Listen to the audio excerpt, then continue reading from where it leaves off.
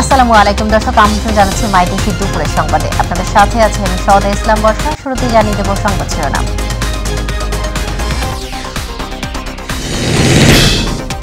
আওয়ামী লীগের ৭৫তম প্রতিষ্ঠা বার্ষিকী উপলক্ষে বঙ্গবন্ধুর প্রতিকৃতিতে শ্রদ্ধা, সাম্প্রদায়িক অপশক্তি প্রতিহত করাই আগামী চ্যালেঞ্জ বললেন ওবায়দুল কাদের। সোহরাওয়ার্দী উদ্যানে কিছুক্ষণের মধ্যে শুরু হবে আওয়ামী লীগের সমাবেশ, নেতাকর্মীদের মাঝে ব্যাপক উৎসাহ উদ্দীপনা।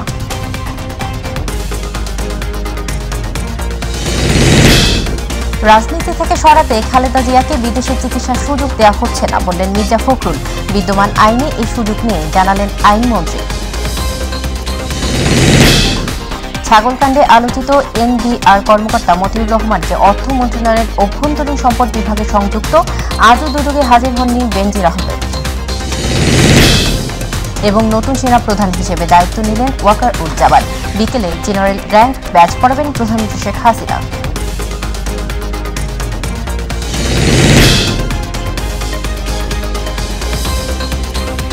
দর্শক শুনছিলেন শিরোনাম, এবারে বিস্তারিত। বাংলাদেশ আওয়ামী লীগের ৭৫তম প্রতিষ্ঠা বার্ষিকী উপলক্ষে সকালে ধানমন্ডি ৩২ নম্বরে বঙ্গবন্ধুর প্রতিকৃতিতে ফুল দিয়ে শ্রদ্ধা জানিয়েছেন আওয়ামী লীগ সভাপতি প্রধানমন্ত্রী শেখ হাসিনা। প্রথমে প্রধানমন্ত্রী হিসেবে, পরে দলীয় সভাপতি হিসেবে কেন্দ্রীয় নেতাদের সঙ্গে নিয়ে শ্রদ্ধা জানান তিনি।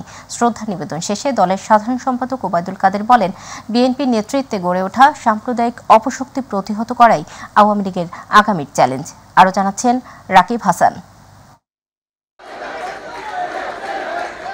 আওয়ামী লীগের ৭৫তম প্রতিষ্ঠা বার্ষিকী উপলক্ষে সকালে ধানমন্ডি ৩২ নম্বরে বঙ্গবন্ধুর প্রতিকৃতিতে ফুল দিয়ে শ্রদ্ধা জানান আওয়ামী লীগ সভাপতি প্রধানমন্ত্রী শেখ হাসিনা। পুষ্পস্তবক অর্পণের পর স্বাধীনতার স্থপতি বঙ্গবন্ধুর স্মৃতির প্রতি শ্রদ্ধা জানিয়ে কিছুক্ষণ নীরবে দাঁড়িয়ে থাকেন তিনি। প্রধানমন্ত্রী হিসেবে শ্রদ্ধা নিবেদনের পর দলীয় সভাপতি হিসেবে সিনিয়র নেতৃবৃন্দকে সঙ্গে নিয়ে আবারও দলের পক্ষে পুষ্পস্তবক অর্পণ করেন বঙ্গবন্ধু কন্যা। পরে গণমাধ্যমের সাথে কথা বলেন দলের সাধারণ সম্পাদক ওবায়দুল কাদের। বাংলাদেশ আওয়ামী লীগ এদেশের বৃহত্তম এবং প্রাচীনতম রাজনৈতিক প্রতিষ্ঠান। আমরা আজ এক কথায় বলতে পারি, সংগ্রাম, সাফল্য ও সংস্কৃতির বর্ণিল প্রতিভাসের নাম বাংলাদেশ আওয়ামী লীগ। এ সময় বিএনপির নেতৃত্বাধীন সাম্প্রদায়িক অপশক্তিকে পরাজিত করে স্মার্ট বাংলাদেশ বিনির্মাণের প্রত্যয় ব্যক্ত করেন ওবায়দুল কাদের। আমাদের আজকে সাম্প্রদায়িক জঙ্গিবাদী শক্তি আমাদের অভিন্ন শত্রু। এই অভিন্ন শত্রু বিএনপির নেতৃত্বে ঐক্যবদ্ধ। আমাদের আজকে অঙ্গীকার, আমাদের আজকে শপথ, এই অপশক্তিকে পরাজিত করতে হবে, পরাভূত করতে হবে এবং আমাদের বিজয়কে আমরা সুসংহত করব। প্রধানমন্ত্রীর স্থান ত্যাগের পর ধানমন্ডি ৩২ নম্বরে ঢল নামে হাজারো মানুষের। দলের প্রতিষ্ঠা বার্ষিকী উপলক্ষে বঙ্গবন্ধুর প্রতিকৃতিতে ফুল দিয়ে শ্রদ্ধা জানান আওয়ামী লীগ, যুবলীগ, ছাত্রলীগ সহ বিভিন্ন সহযোগী ও ভ্রাতৃপ্রতিম সংগঠনের নেতাকর্মীরা। রাকিব হাসান, মাই টিভি, ঢাকা। আওয়ামী লীগের ৭৫তম প্রতিষ্ঠা বার্ষিকী উপলক্ষে রাজধানী সোহরাওয়ার্দী উদ্যানে সমাবেশের আয়োজন করেছে দলটি। দুপুরে দলের সভাপতি ও প্রধানমন্ত্রী শেখ হাসিনা প্রধান অতিথি হিসেবে সমাবেশে উপস্থিত থাকবেন। এরই মধ্যে সমাবেশ স্থলে ঢাকা ও আশপাশের এলাকা থেকে আওয়ামী লীগের নেতাকর্মীরা আসতে শুরু করেছেন।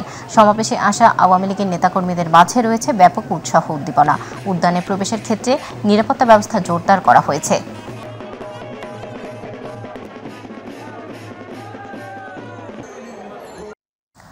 দর্শক, এই মুহূর্তে সোহরাওয়ার্দী উদ্যানে আছেন সহকর্মী সাইদুর রহমান আবির। আমরা যুক্ত হচ্ছি তার সাথে। আবির, আওয়ামী লীগের প্রতিষ্ঠা বার্ষিকী উপলক্ষে কি বলছেন সমাবেশে আসা নেতাকর্মীরা, জানাবেন।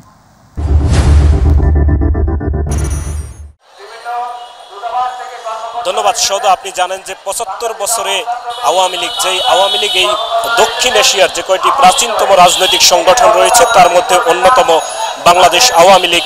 সে বাংলাদেশ আওয়ামী লীগ আজ এই ২৩ জুন ৭৫ বছরে পা দিয়েছে। সেই উপলক্ষে গত 3 দিন যাবৎ কিন্তু বিভিন্ন ধরনের কর্মসূচি হাতে নিয়েছিল দলটি।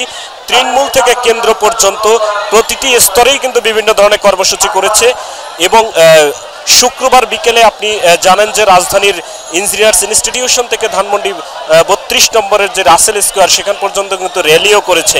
সেই ধারাবাহিকতায় পূর্ব নির্ধারিত এবং পূর্ব ঘোষিত যে কর্মসূচি এবং অনুষ্ঠানগুলো ছিল আওয়ামী লীগের এই প্রতিষ্ঠা বার্ষিকী উপলক্ষে, তার মধ্যে অন্যতম হচ্ছে এবং প্রধান অনুষ্ঠান হচ্ছে এই রাজধানীর সোহরাওয়ার্দী উদ্যানে বাংলাদেশ আওয়ামী লীগ আয়োজিত সমাবেশ। সেই সমাবেশ কিন্তু এর আগে যেমনটি জানিয়েছেন যে দুপুর 2:30 2:30টায় শুরু হবে। আমরা যতটা জানতে পেরেছি যে এবং দেখতে পাচ্ছি সোহরাওয়ার্দী উদ্যানের মূল ফটকেই আমরা রয়েছি এবং ঠিক 2:30 আনুষ্ঠানিকভাবে এই সমাবেশের কার্যক্রম শুরু হয়েছে এবং এই সমাবেশে বাংলাদেশ আওয়ামী লীগ আয়োজিত প্রতিষ্ঠা বার্ষিকী উপলক্ষে সোহরাওয়ার্দী উদ্যানের এই সমাবেশে কিন্তু প্রধান অতিথি হিসেবে অংশ নেবেন দলের সভাপতি এবং প্রধানমন্ত্রী শেখ হাসিনা। যদিও দুপুর 2:30 আনুষ্ঠানিকভাবে এই সমাবেশ শুরু হয়েছে, কিন্তু প্রধান অতিথি হিসাবে প্রধানমন্ত্রী এবং দলের সভাপতি শেখ হাসিনা উনি এখানে উপস্থিত হবেন 3:30। 3:30 আসার পরে আমরা যতটা জানতে পেরেছি 4:30 বক্তব্য দিবেন। সেই বক্তব্যে থাকবে এই বাংলাদেশ কিভাবে চলবে, এই সরকার আওয়ামী লীগ সরকার বারবার ক্ষমতায় আসছে, জনগণকে কিভাবে সার্বিক দিক থেকে নিরাপত্তা নিশ্চিত করবে, অর্থনীতির উন্নয়ন করবে, দেশের অগ্রযাত্রা অব্যাহত রাখবে, সে বিষয়ে যাতে সকলে ঐক্যবদ্ধভাবে কাজ করে সেজন্য কিন্তু তৃণমূল নেতাকর্মীদের উনি দিক নির্দেশনামূলক বক্তব্য রাখবেন। আর আমরা যেটি দেখেছি সোহরাওয়ার্দী উদ্যানের সেই মূল ফটক থেকেই সকাল 10টার পর থেকেই কিন্তু খণ্ড খণ্ড মিছিল নিয়ে এই সোহরাওয়ার্দী উদ্যানের ভেতরে প্রবেশ করেছে। যদিও অফিসিয়ালি এই অনুষ্ঠান সোহরাওয়ার্দী উদ্যানে এই প্রোগ্রামটি ছিল আলোচনা সভা, সেই আলোচনা সভাটা কিন্তু এখন জনসভায় রূপ নিয়েছে এবং কিছুক্ষণ আগে আমরা সোহরাওয়ার্দী উদ্যানের ভেতরের যে চিত্র দেখেছি সেটি কিন্তু এক ধরনের জনসমুদ্রে রূপ নিয়েছে। এখনও কিন্তু বিভিন্ন ফটক দিয়ে 2টি ফটক রয়েছে যেখানে সব ধরনের নিরাপত্তা নিশ্চিত করে ভেতরে প্রবেশ করা হয়, সেজন্য 2টি ফটক রয়েছে এবং সেই ফটকগুলো দিয়ে কিন্তু এখনো আওয়ামী লীগের সর্বস্তরের নেতাকর্মীরা ভেতরে প্রবেশ করেছেন। যেহেতু 3:30 এই সোহরাওয়ার্দী উদ্যানে প্রবেশ করবেন এই সমাবেশের প্রধান অতিথি, সেহেতু 3টা পর্যন্ত নেতাকর্মীরা ভেতরে প্রবেশ করতে পারবেন এই সমাবেশে। এখন আওয়ামী লীগের কেন্দ্রীয় নেতারা বক্তব্য দিচ্ছেন, এরপরেই কিন্তু মূল বক্তব্য দিবেন আজকের সভার প্রধান অতিথি। উনি দিক নির্দেশনামূলক বক্তব্য রাখবেন, আগামী দিনে এই দেশের সার্বিক অগ্রযাত্রা কিভাবে অব্যাহত রাখবেন সেই বিষয়ে বক্তব্য রাখবেন এবং বিভিন্ন সাংগঠনিক বিষয়ে বক্তব্য রাখবেন এবং এই দলকে কিভাবে মানুষের কাছে আরও পৌঁছে দেওয়া যায়, মানুষের হৃদয়ে পৌঁছে দেওয়া যায় সে বিষয়ে বক্তব্য রাখবেন এবং সকলের মধ্যে যারা আসছে সকলের মধ্যে একটি আনন্দ, উৎসাহ, উদ্দীপনা কাজ করছে। যারা বিভিন্ন ধরনের ব্যানার, ফেস্টুন নিয়ে বিভিন্ন ধরনের টি-শার্ট, ক্যাপ পরে কিন্তু এই সোহরাওয়ার্দী উদ্যানে তারা ভেতরে প্রবেশ করছেন আওয়ামী লীগের নেতাকর্মীরা। এক ধরনের একটি উৎসবমুখর পরিবেশ সৃষ্টি হয়েছে সোহরাওয়ার্দী উদ্যানের। আপনি দেখতে পাচ্ছেন যে একের পর এক কিভাবে মিছিল আসছে এখনো, কারণ আমরা সকাল 10টার পর থেকেই কিন্তু এই সোহরাওয়ার্দী উদ্যানের আশপাশের যে ফটকগুলো রয়েছে সেই ফটকগুলোতে আমরা ছিলাম এবং দেখেছি এরকম কিন্তু একের পর এক মিছিল নিয়ে ভেতরে প্রবেশ করছে এবং এই যে সোহরাওয়ার্দী উদ্যান কিন্তু ইতিমধ্যেই অনেকটা কানায় কানায় পূর্ণ হয়ে গেছে। যদিও এটা অফিসিয়ালি ছিল আলোচনা সভা, সেই আলোচনা সভায় এখন ঐতিহাসিক সোহরাওয়ার্দী উদ্যান এই আওয়ামী লীগের প্রতিষ্ঠা বার্ষিকী উপলক্ষে এক জনসমুদ্রে রূপ নিয়েছে। এই ছিল আমার কাছে সবশেষ সৌদা। আবির, আপনাকে ধন্যবাদ। দর্শক, সোহরাওয়ার্দী উদ্যান থেকে আওয়ামী লীগের প্রতিষ্ঠা বার্ষিকী খবর জানাচ্ছিলেন সহকর্মী সাইদুর রহমান আবির। চলে যাচ্ছে অন্যান্য প্রসঙ্গে। সরকার বিদেশিদের কাছে বাংলাদেশকে বিক্রি করে দিচ্ছে বলে মন্তব্য করেছেন বিএনপি মহাসচিব মির্জা ফখরুল ইসলাম আলমগীর। নয়াপল্টনে বিএনপির কেন্দ্রীয় কার্যালয়ে দলের চেয়ারপারসন বেগম খালেদা জিয়ার রোগ মুক্তি চেয়ে আয়োজিত দোয়া মাহফিলে ফখরুল কথা বলেন। বাংলাদেশে গণতন্ত্রের ধ্বংসের দায় ক্ষমতাসীনদের উল্লেখ করে মির্জা ফখরুল বলেন, খালেদা জিয়াকে রাজনীতি থেকে সরাতে বিদেশে উন্নত চিকিৎসার ব্যবস্থার সুযোগ দেওয়া হচ্ছে না। মেডিকেল বোর্ড, সেই বোর্ড বারবার বলেছে যে ম্যাডামের যে অসুখ, সেই অসুখের চিকিৎসা এখানে করা সম্ভব নয়। কিন্তু শেখ হাসিনা তার যে ব্যক্তিগত রাজনৈতিক প্রতিহিংসা, সেই প্রতিহিংসার কারণে তাকে রাজনীতি থেকে সরিয়ে দেওয়ার উদ্দেশ্যে তাকে কোনো রকম চিকিৎসার সুযোগ দেওয়া থেকে বঞ্চিত রেখেছেন। যারা কোনো মতেই নির্বাচন করে কোনো সময় আসেনি, সম্পূর্ণভাবে একটা প্রহসনী নির্বাচন তামাশা করে জোর করে শুধু রাষ্ট্রযন্ত্রকে ব্যবহার করে তারা আজকে ক্ষমতা দখল করে বসে আছে। বিদ্যমান আইনে বিএনপি চেয়ারপারসন খালেদা জিয়াকে চিকিৎসার জন্য বিদেশে পাঠানোর সুযোগ নেই বলে আবারও জানিয়েছেন আইনমন্ত্রী আনিসুল হক। সকালে বিচার প্রশাসন প্রশিক্ষণ ইনস্টিটিউটে এক অনুষ্ঠানে কথা বলেন তিনি। বেগম জিয়ার হৃদযন্ত্রে পেসমেকার বসানোর কাজ চলছে বলেও জানান আইনমন্ত্রী।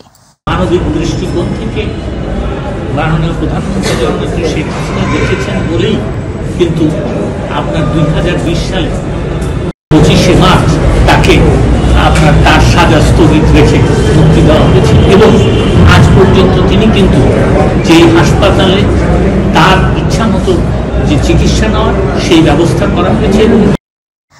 ছাগলকাণ্ডে আলোচিত জাতীয় রাজস্ব বোর্ড এনবিআর এর কর্মকর্তা মতিউর রহমানকে বর্তমান কর্মস্থল থেকে সরিয়ে অর্থ মন্ত্রণালয়ে অভ্যন্তরীণ সম্পদ বিভাগে সংযুক্ত করা হয়েছে। আজ অর্থ মন্ত্রণালয় এ সংক্রান্ত প্রজ্ঞাপন জারি করে। এতে বলা হয়, এনবিআর সদস্য এবং কাস্টমস, এক্সাইজ ও ভ্যাট আপিলাত ট্রাইব্যুনালের প্রেসিডেন্ট মতিউর রহমানকে বর্তমান কর্মস্থল থেকে সরিয়ে অর্থ মন্ত্রণালয়ের অভ্যন্তরীণ সম্পদ বিভাগে সংযুক্ত করা হলো। তবে কেন এই ব্যবস্থা নেওয়া হয়েছে প্রজ্ঞাপনে তা উল্লেখ করা হয়নি। বলা হয়েছে, জনস্বার্থে জারিকৃত এই আদেশ অবিলম্বে কার্যকর হবে।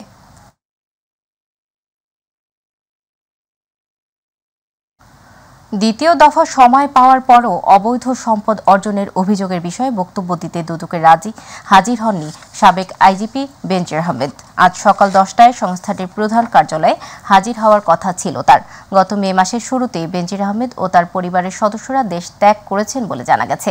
এর আগে তাকে গত 6 জুন জিজ্ঞাসাবাদের জন্য ডাকা হয়েছিল। বিদেশে অবস্থান করায় তিনি ওই দিন দুদকে হাজির হননি। পরে তিনি সময় চেয়ে আবেদন করলে তাকে 16 দিনের সময় দিয়ে রোববার ডাকা হয়।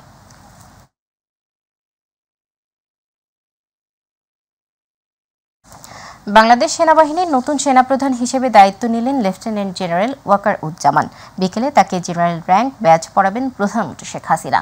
এর আগে সকালে বিদেয়ী সেনাপ্রধান জেনারেল শফিউদ্দিন আহমেদ শিখা অনির্বাণে পুষ্পস্তবক অর্পণ করে 1971 সালের মহান মুক্তিযুদ্ধে শাহাদাত বরণকারী সশস্ত্র বাহিনীর সদস্যদের স্মৃতির প্রতি শ্রদ্ধা জানান।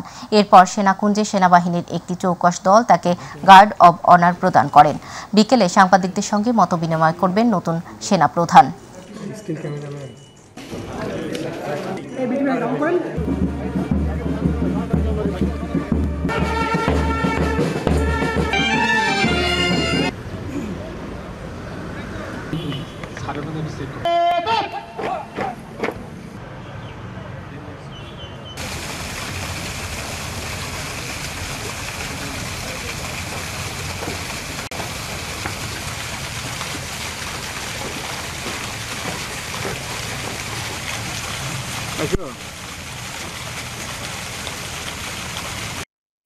কর্মীটোলা র্যাব সদর দপ্তরে র্যাবের অনুষ্ঠিত অধিনায়ক সম্মেলনে উগ্র জঙ্গিবাদ, সন্ত্রাস নির্মূল, অবৈধ অস্ত্র, মাদক উদ্ধার এবং কিশোর গ্যাং প্রতিরোধে বিশেষ গুরুত্ব আরোপ করেছেন নবাগত র্যাব মহাপরিচালক অতিরিক্ত IGP barrister Mohammad Harun or Rashid. দুপুরে সাংবাদিকদের সঙ্গে মতবিনিময়কালে তিনি কথা বলেন। এ সময় 5 দফা দিক নির্দেশনা ও কর্মপন্থা ঘোষণা করেন র্যাবের নতুন ডিজি।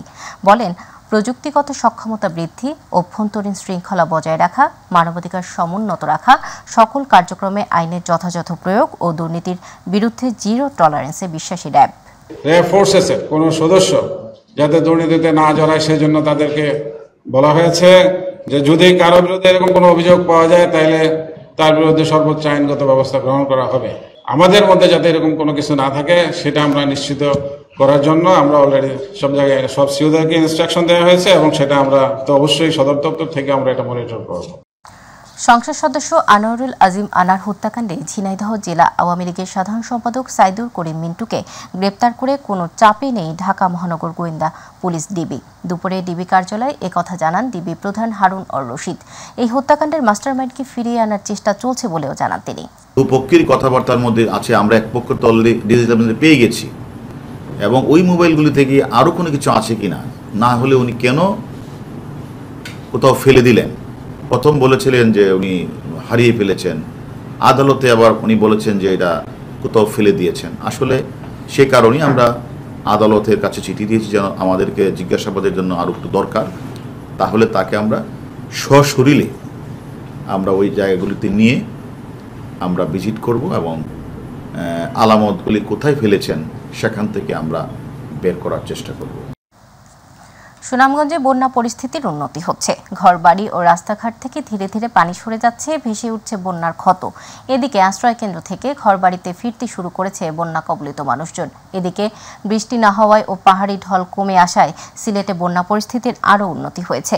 সুরমা, কুশিয়ারা সহ সিলেটের নদ নদীগুলোর পানির উচ্চতা আরও কমেছে। তবে সিলেট জেলার প্লাবিত এলাকাগুলো থেকে বন্যার পানি নামছে ধীর গতিতে।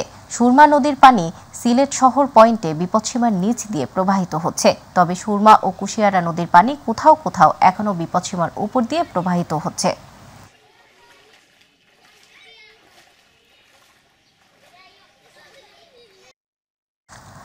দর্শক, সুনামগঞ্জ থেকে এখন বন্যা পরিস্থিতির খবর জানাচ্ছেন প্রতিনিধি আবু হানিফ।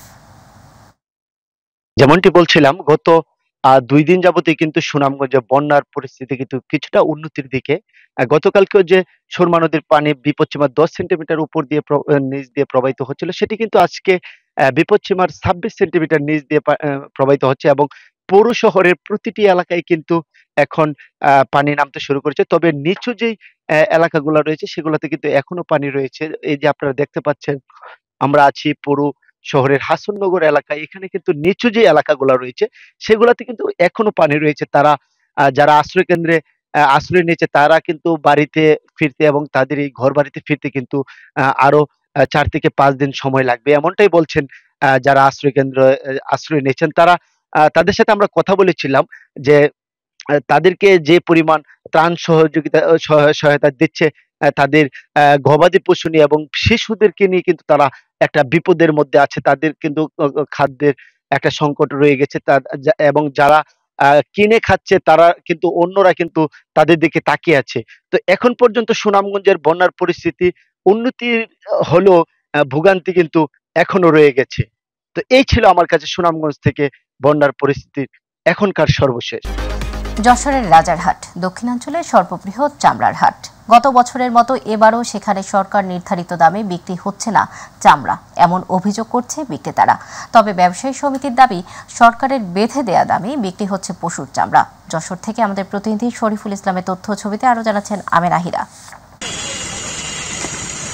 ঈদুল আজহা উপলক্ষে বাণিজ্য মন্ত্রণালয় ব্যবসায়ীদের সঙ্গে বৈঠক করে অনেক আগেই কোরবানির পশুর চামড়ার দাম নির্ধারণ করে।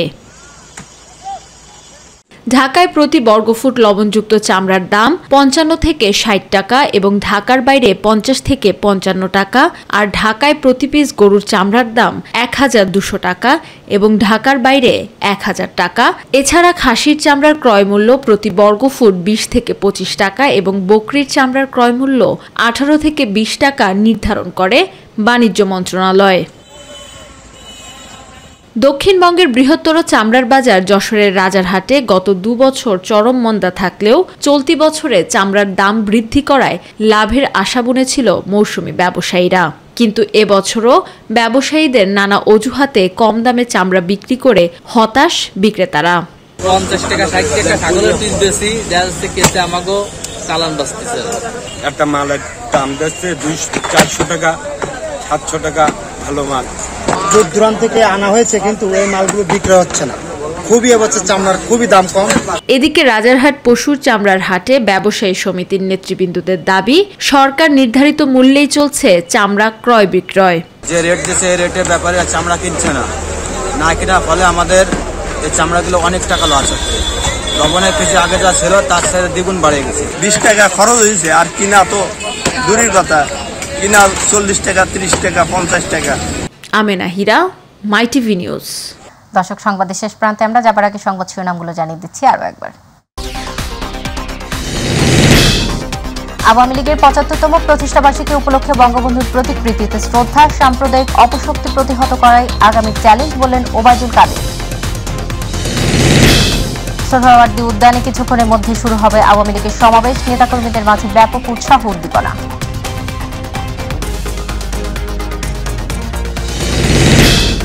রাজনীতি থেকে সরাতে খালেদা জিয়াকে বিদেশে চিকিৎসার সুযোগ দেওয়া হচ্ছে না বললেন মির্জা ফখরুল। বিদ্যমান আইনে এই সুযোগ নিয়ে জানালেন আইনমন্ত্রী। ছাগলকাণ্ডে আলোচিত এনবিআর কর্মকর্তা মতিউর রহমানকে অর্থ মন্ত্রণালয়ের অভ্যন্তরীণ সম্পদ বিভাগে সংযুক্ত, আজও দুদকে হাজির হননি বেনজির আহমেদ। এবং নতুন সেনাপ্রধান হিসেবে দায়িত্ব নিলেন ওয়াকার উজ্জামান। বিকেলে জেনারেল র্যাঙ্ক ব্যাচ পড়াবেন প্রধানমন্ত্রী শেখ হাসিনা।